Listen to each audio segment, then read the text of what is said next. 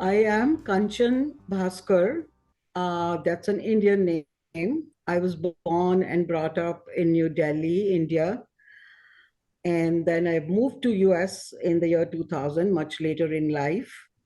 I'm a first-time author. I've written this book called Leaving, uh, How to Set Myself Free from Abusive Marriage. It's my story of transformation from a victim to a survivor, and then transcending from a survivor to a thriver, I could say. Also an advocate for people of domestic violence. So I am doing one-on-one coaching sessions and group counseling, etc.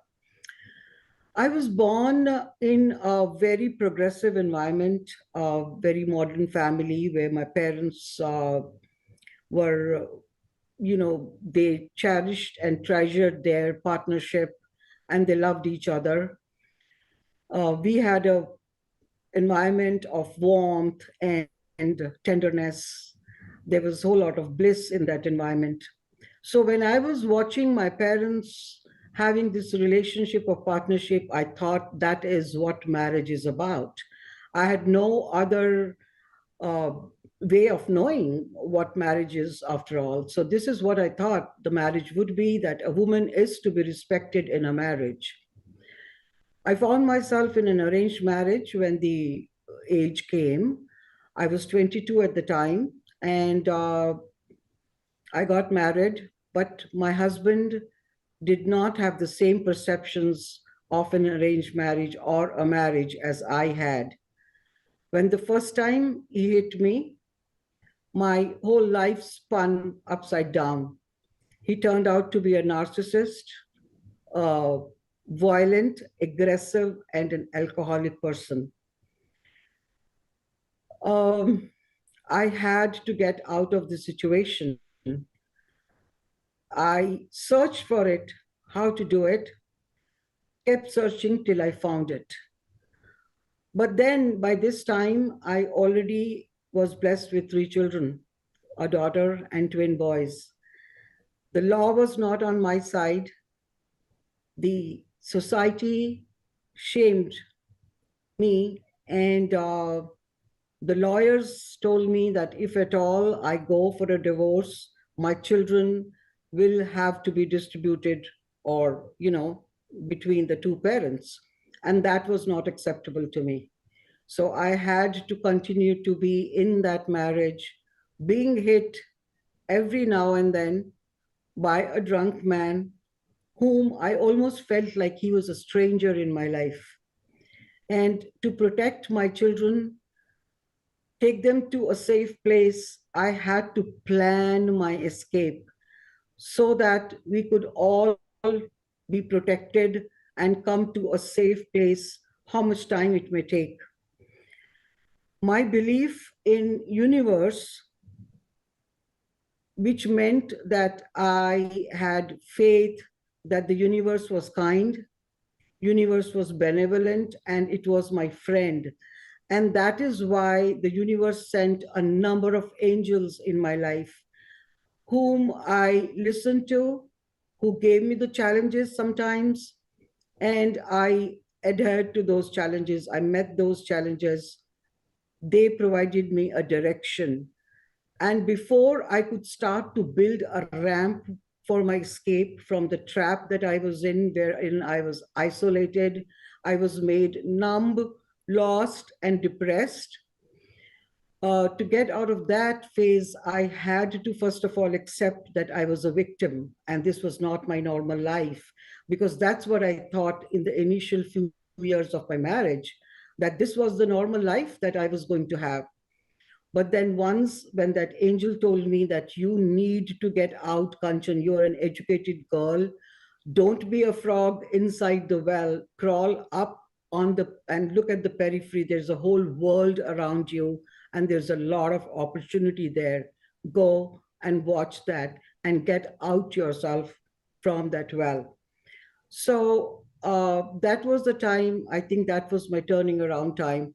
And I thought, I need to structure my escape, because otherwise I can never escape. And so I had to commit to myself.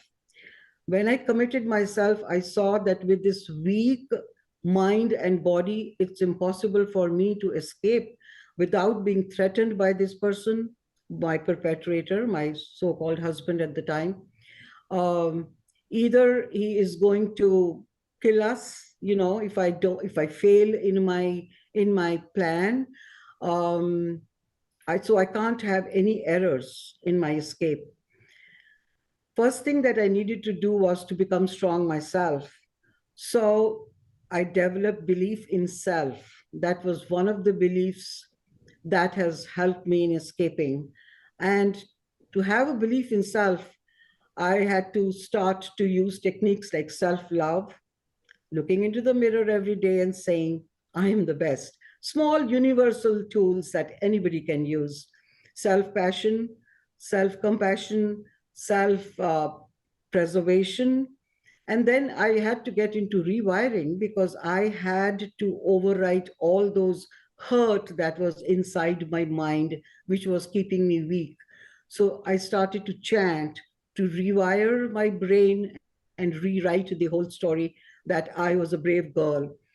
And I also started to do creative visualization because I was so bogged down in my mind with all the garbage, I would say, and all the hurt, that I needed some space for myself to think about something positive in my life. So I did creative visualization. I will sit in a corner and just visualize these snowy mountains and these big oceans and the waterfalls and the red flowers and the birds in the sky. And that would give me some solace. I could find some temporary peace in those hours. And that's how I kept on moving on this journey. My belief in self, my belief in universe, and the third belief that I developed slowly, and that was my third tool towards my escape, was a belief in spirituality. Had to get in touch with my soul. I had to get away from the hurt and the torment and all those episodes that would come in front of my eyes. And that brought tranquility and that gave me strength. And I got back my identity and my dignity by those beliefs. And that was it. That's how I planned to come to US at the end. And that was what America gave me, a big gift of a divorce, which India could not do it. So I got my divorce in 2003. And that was the day I was on the top of my voice, jumping. I am free today. I can thrive now. I can fulfill all my dreams. I don't care if 23 years have passed by. I have no regret because from this marriage, I've gotten three beautiful children. And that man's role in my life was only this: I don't need to think about him. He was nobody in my life as far as my own personal life is concerned.